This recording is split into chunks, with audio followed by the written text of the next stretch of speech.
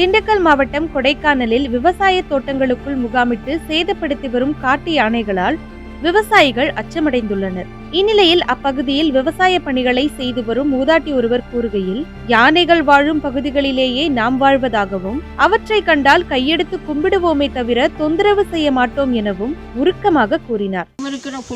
போங்க, எங்களுக்கு சேதப்பட்டா போங்க அப்படின்னு கையெடுத்து தான் கும்பிடுறது. நாங்கள் இப்போ வேட்டு வைக்கவோ அது பண்ணவோ இது பண்ணமோ பண்ண மாட்டோம். அந்த அந்த காட்டில் வானை போய் வந்துருச்சுன்னு சொல்லி வாழை ஓட்டிருந்தாங்க.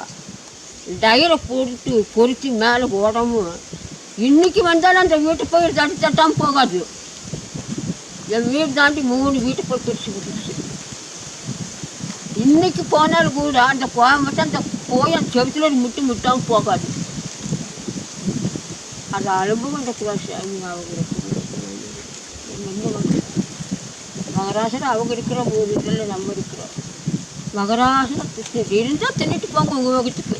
எங்களை சேதம் அதுக்கு நாங்கள் உங்களை ஆட்ட ஒரு பறந்துட்டு உங்களுக்குனால 1000 காடு நாங்கள் ஒரு காட்டை வச்சுட்டு நாங்கள் எங்கிட்டு ஓடுவோம் என்ன வந்துவோம் அப்படின்னு நான் கையெடுத்து கும்பிடுறது.